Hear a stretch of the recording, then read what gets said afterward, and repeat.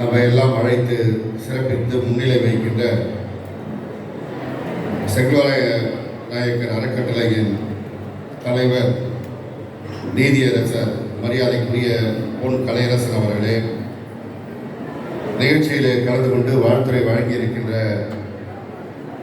எழும்பூர் தொகுதியின் சட்டமன்ற உறுப்பினர், தொலைக்காட்சி விவாதங்களில் தன்னுடைய கருத்துக்களை தெளிவாக தீர்க்கமாக எடுத்து வைக்கக்கூடியவர் வழக்கறிஞர் அன்புக்குரிய சகோதரர் பரந்தாமன் அவர்களே, எங்களோடு நிகழ்ச்சியில் பங்கேற்றிருக்கின்ற எங்களது ஜெயங்கொண்டம் தொகுதியின் சட்டமன்ற உறுப்பினர் அன்பிற்குரிய சகோதரர் காசோகா கண்ணன் அவர்களே, நிகழ்ச்சியிலே முன்னிலை வைத்து உரையாற்றி இருக்கின்ற தமிழ்நாடு வன்னியகுல சத்திரிய பொது அறநிலை பொறுப்பாட்சிகள் மற்றும் நிலைக்குலைகள் வாரியத்தின் தலைவர் முனைவர் மரியாதைக்குரிய சந்தானம் ஐஏஎஸ் அவர்களே, இங்கே உரையாற்றியிருக்கின்ற நம்முடைய கல்லூரிக்கு எல்லா வகையிலும் உறுதுணையாக இருப்பேன் என்று உறுதியளித்திருக்கின்ற சென்னை பல்கலைக்கழகத்தின் மாண்புமை துணைவேந்தர் பேராசிரியர் கௌரி அவர்களே,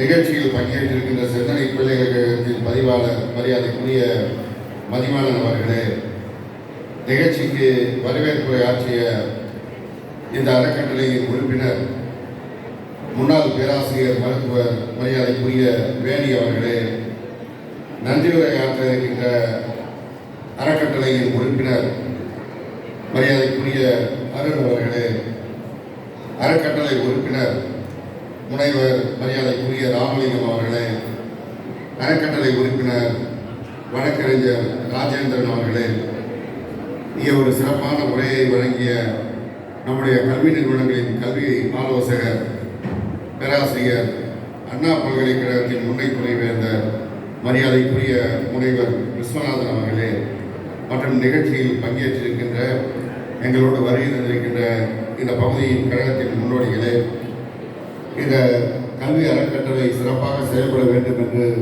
விரும்பி இங்கே வருகை தந்திருக்கின்ற சமூக செயற்பாட்டாளர்களே, மாணவர்களே, மாணவிகளே, இந்த அறக்கட்டளை கல்வி நிறுவனங்களில் பணியாற்றுகின்ற ஆசிரியர் பெருமக்களே, உங்கள் அத்தனை பேருக்கும் அன்பு கலந்த வணக்கத்தை தெரிவித்துக் கொள்கிறேன்.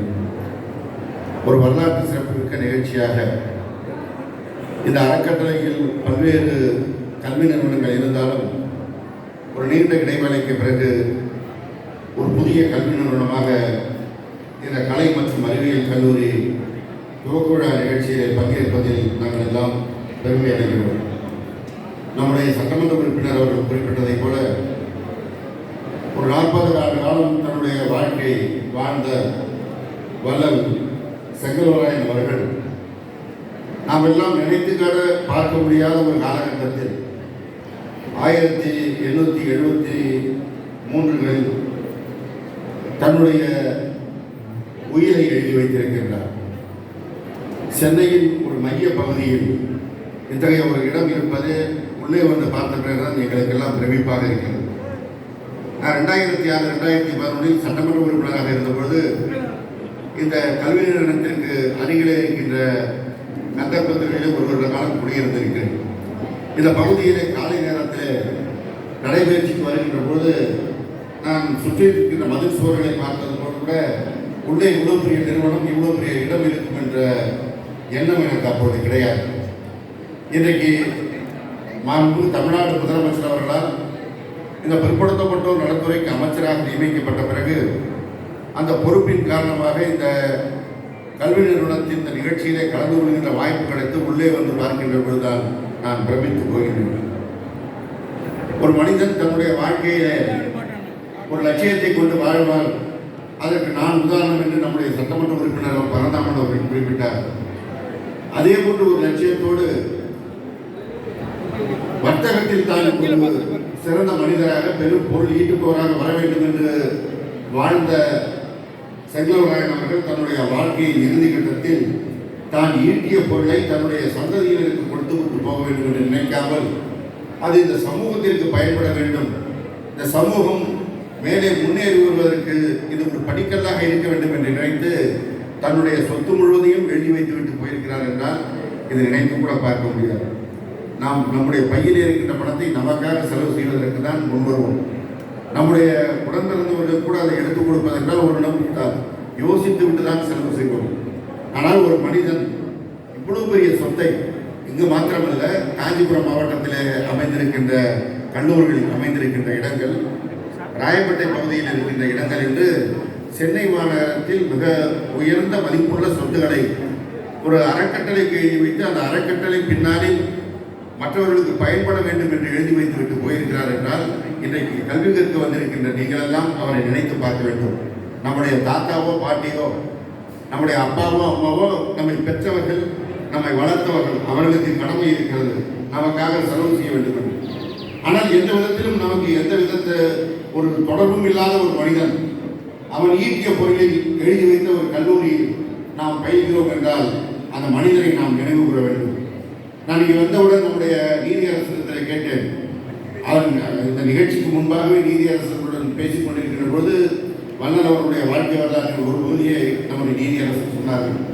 அதற்கு முன்பாக இந்த பல்கலைக்கழக கல்வி நிலையங்கள் இருக்கிறது என்று போதே செங்கோராயர் என்றால் யார், அவருடைய வரலாறு என்ன என்று தெரிந்து கொள்வதற்கு முனைந்தாலும் முழுமையான வரலாறு எப்பொழுது எனக்கு தெரியாது. இந்த மேடைக்கு வந்த பிறகு அவரை பற்றி ஒரு நூலை நம்முடைய நீதியரசர் அளித்தார். அந்த நூலிலே அவர் வாழ்ந்த காலத்தில் சேர்த்த சொத்தையும் அதை கொலையாக எழுதி வைத்ததையும் பதிவு செய்திருக்கிறார். இது நீங்கள் எல்லாம் படிக்க வேண்டிய நூல். நாம் கல்லூரியில் படிக்கும்போது பாடத்தையே படிக்க மாட்டோம், அது வேறு விஷயம். ஏன்னா நானும் உங்களை போல கல்லூரியில் இருந்தவன், உங்களை போன்ற பருவத்தை கிடந்தவன் நம்முடைய சட்டமன்ற உறுப்பினர் குறிப்பிட்டதை போல. இருந்தாலும் நான் இதை உங்களுக்கு சொல்லிக் கொள்வதற்கு விரும்புவதற்கு காரணம், வரலாற்றை நாம் மதிக்க வேண்டும். வரலாற்றில் நமக்கு உதவியவர்களை எல்லாம் நாம் நினைவு கூற வேண்டும். இன்றைக்கு நீங்கள் இந்த இடத்தில் இருக்கிறீர்கள் என்றால், இந்த தமிழ்நாட்டிலே நம்முடைய சட்டமன்ற உறுப்பினர் குறிப்பிட்டதை போல ஒரு காலத்திலே படிப்பதற்கான வாய்ப்பு மறுக்கப்பட்டிருந்த சமூகம் தமிழகத்தில் இருக்கின்ற எல்லோரும் ஒரு உயர்ந்த சமூகம் மாத்திரம்தான் படிக்கலாம் என்ற ஒரு நிலை இருந்தது. சமஸ்கிருதம் தெரிந்தவர்கள் மாத்திரம்தான் MBBS படிக்கலாம் என்ற நிலை இருந்தது. யார் சமஸ்கிருதம் தெரிந்தவர்களாக இருப்பார்கள் என்று உங்களுக்கு தெரியும். அவர்கள் மாத்திரம்தான் MBBS படிக்க முடியும் என்ற நிலை இருந்தது. இந்த திராவிட முன்னேற்ற கழகத்திற்கு முன்னோடி கட்சியாக இருந்த நீதி கட்சி ஆட்சியில் இருந்த பொழுதுதான் அப்படிப்பட்ட ஒரு சமூகம் மாத்திரம் கல்வி பெறுகின்ற நிலையை மாற்ற வேண்டும், எல்லோரும் கல்வி பயில வேண்டும் என்று சமூக நீதியின் அடிப்படையில் இடஒதுக்கீடை கொண்டு வந்தார்கள். அந்த இடஒதுக்கீடை கொண்டு வந்த காரணத்தினால்தான் இன்றைக்கு தமிழகத்திலே பலரும் கல்வி பயிலிருக்கக்கூடிய வாய்ப்பு கிடைத்திருக்கிறது. இந்த இடஒதுக்கீடு என்பது நம்முடைய பிற்படுத்தப்பட்ட ஒடுக்கப்பட்ட சமூகத்தை சேர்ந்தவர்கள் நாம் பாடமாக நினைத்து தெரிந்து கொள்ள வேண்டிய விஷயம். நான் என்னுடைய சட்டமன்ற உரையிலே அமைச்சராக உரையாற்றி இருந்த பொழுது இந்த இடஒதுக்கீட்டிற்கு ஒரு விளக்கம் கொடுத்தேன். சட்டமன்ற உறுப்பினர்கள் பெரிதும் மக்களுடைய பணியை ஆற்றக்கூடியவர்கள், பல விஷயங்களை தெரிந்து கொண்டு வந்திருக்கக்கூடியவர்கள் இருக்கின்ற முறையிலேயே அந்த அவையிலேயே நான் ஆற்றிய முறையில் அந்த கொடுத்த விளக்கத்தை புரிந்து பார்த்துவிட்டு பல சட்டமன்ற உறுப்பினரிடத்திலே சொன்னார்கள், இடஒதுக்கீடு கொடுத்து இதுவரைக்கும் எங்களுக்கு இருந்த பார்வையே இப்பொழுது மாறி இருக்கிறது என்றார்கள். காரணம், இன்றைக்கு இருக்கின்ற தலைமுறைக்கு அது தெரிய வேண்டும் என்பதற்கு தான் சட்டமன்றத்தில் பதிவு வைத்தேன். உங்களுக்கும் அதை சொல்லிக் கொள்ள விரும்புகின்றேன். பலரும் நினைப்பீர்கள், இடஒதுக்கீடு என்றால் ஏதோ குறைந்த மதிப்பெண் எடுத்தவர்களெல்லாம் மேலே வருவதற்கு ஒரு வழிவாய்ப்பு, நன்றாக படிக்கின்றவர்களுக்கு வாய்ப்பு மறுக்கப்படுகிறது நினைப்பீர்கள். அப்படி கிடையாது. ஒரு காலத்தில் சாதியின் பெயரால் பல படிநிலைகளில் ஒதுக்கி வைக்கப்பட்ட சமூகங்கள் எல்லாம் கீழே ஒதுக்கி ஊருக்கு வெளியிலே, ஊருக்கு இந்த புறத்திலே அந்த புறத்திலே என்று வைக்கப்பட்ட சமூகம் எல்லாம் ஒரே சமமாக வர வேண்டும் என்பதற்காக கொடுக்கப்பட்ட வாய்ப்பு தான் அந்த இடஒதுக்கீடு, ரிசர்வேஷன். அந்த இடஒதுக்கீடு எல்லோருக்கும் பயன்பட வேண்டும் என்பதற்காகத்தான் தந்தை பெரியார் காலத்திலே போராடி, பேரறிஞர் அண்ணா காலத்திலே போராடி, தலைவர் கலைஞர்களுடைய காலத்திலே அது பல வகையிலே சீரமைக்கப்பட்டு இன்றைக்கு நடைமுறையில் இருக்கிறது. ஒரு ஓட்டப்பந்தயம் நடக்கிறது. அந்த ஓட்டப்பந்தயத்தில் ஓடுகின்றவர் யாரை முன்னே வருகிறார்களோ அவருக்கு தான் பரிசு கொடுப்பார்கள். அதுபோல யார் பரீட்சை எழுதுகிறார்களோ, யார் நுழைவுத் தேர்வு எழுதுகிறார்களோ அதில் முன்னே வருவதற்கு தான் இடம் கொடுக்க வேண்டும் என்ற எண்ணம், ஒரு பொதுவான எண்ணம், ஒரு பொது புத்தி மக்களிடத்தில் இருக்கிறது. அது எல்லோருக்குமான ஒரு ஓட்டப்பந்தயமாக இருக்கின்ற பொழுது அந்த ஓட்டப்பந்தயத்தில் கலந்து கொள்கிறவர்களும் சமமானவர்களா என்பதை முதலில் நாம் பார்க்க வேண்டும். இன்றைக்கு இருக்கின்ற சூழலில் ஓட்டப்பந்தயம் என்பது ஒரு வயது காரணமாக பிரித்து வைத்திருப்பார்கள். ஜூனியர், சப் ஜூனியர், சீனியர் என்று பிரித்து வைத்து அந்த ஓட்டப்பந்தயங்கள் நடக்கும். ஆனால் கல்வியிலே அதுபோல் கிடையாது. எல்லோரும் நுழைத்தேன் என்றால் எல்லோரும் எழுதி அதில் வருகின்றவர்களுக்கு தான் வாய்ப்பு என்று இன்றைக்கு ஒன்றிய இந்திய ஒன்றிய அரசு கொண்டு வந்திருக்கின்ற நீட் தேர்வு போன்றவை இருக்கின்றன. ஆனால் சமூக ரீதியாக பிற்படுத்தப்பட்டவர்கள், ஒடுக்கி வைக்கப்பட்டவர்கள் எல்லாம் மேலே வருவதற்கு அம்பேத்கர் போராடினாரே, பெரியார் போராடினாரே, அந்த வாய்ப்புகள் எல்லாம் நமக்கு கிடைப்பதற்கான கருவிதான் அந்த இடஒதுக்கீடு. அந்த ஓட்டப்பந்தயம் நான் இன்று குறிப்பிட்டேனே, அந்த ஓட்டப்பந்தயத்தில் ஓடுகின்றவன் ஒருவன் நல்ல உடல் திறகாத்திரமானவனாக இருப்பான், இன்னொருவன் உடல் மெலிந்தவனாக இருப்பான், இன்னொருவன் கால் இல்லாதவனாக இருப்பான், இன்னொருவன் கண் பார்வையற்றவனாக இருப்பான். இவர்கள் எல்லோரையும் ஒரே ஓட்டப்பந்தயத்தில் ஓட வைத்தால் யாருக்கு வாய்ப்பு கிடைக்கும்? நல்ல உடல் திறகாத்திரமாக இருக்கிறது தான் வாய்ப்பு கிடைக்கும். அதே போன்றுதான் இந்த சுதந்திரம் கிடைப்பதற்கு முன்பாக ஒரே ஒரு சமூகம் கல்வியை முழுவதுமாக கைப்பற்றி வைத்திருந்தார்கள், வேலை வாய்ப்பை முழுவதுமாக கைப்பற்றி வைத்திருந்தார்கள். எனவே அவர்கள் சமூகத்தை சேர்ந்த பிள்ளைகள் எல்லாம் கல்வியிலே மேலே வருவதற்கான வாய்ப்பு உண்டு. அவர்களுடைய குடும்ப சூழல், அவர்களுடைய குடும்ப வருமானம், சொத்து, இதன் அடிப்படையில் அவர்கள் மேலே வருவதற்கான வாய்ப்பு. அவர்களுக்கு முன்னே வேலைக்கு சென்றவர்கள் தன்னுடைய குடும்பத்தை சேர்ந்தவர், தன்னுடைய உறவினரை உள்ளே கொண்டு வந்துவிடுவார்கள். அப்பொழுதெல்லாம் கலெக்டருக்கு யார் எடுத்துக்கொண்டால் 95% உயர் சாதியை சேர்ந்தவர்கள், நீதி அரசர் என்று எடுத்துக்கொண்டால் 95% உயர் சாதியை சேர்ந்தவர்கள். அப்பொழுதுதான் நம்முடைய மரியாதைக்குரிய கலையரசன் போன்றவர்கள் எல்லாம் நீதி அரசராக இருந்திருக்க முடியாது, ஐயா சந்தானம் போன்றவர்களெல்லாம் IAS ஆக இருந்திருக்க முடியாது. இந்த இடஒதுக்கீடு வந்த காரணத்தினால் யாரெல்லாம் ஒதுக்கி வைக்கப்பட்டார்களோ அவர்களும் உள்ளே வர வேண்டும், அதற்கான வாயில் கதவு திறக்கப்பட வேண்டும் என்று திறந்துவிட்ட காரணத்தினால்தான் அவர்கள் இன்றைக்கு சமூகத்தில் இந்த உயர்ந்த நிலைக்கு வந்திருக்கின்றார்கள்.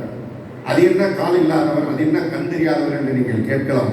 இன்றைக்கும் கிராமப்புறத்திலே போனால் ஊருக்கு வெளியிலே ஒரு தெரு இருக்கும், ஊருக்குள்ளேயே இந்த தெரு அந்த தெருக்கு சாதியின் பெயரால் பிரித்து வைக்கப்பட்டிருக்கும். அந்த தெருவிலே ஒரு புறத்திலே வீடு எப்படி இருக்கும், இன்னொரு புறத்திலே வீடு இருக்கும் என்பதையெல்லாம் சமூக கண்ணோடு நாம் பார்த்தோம் என்றால் தான் நாம் தெரியும்.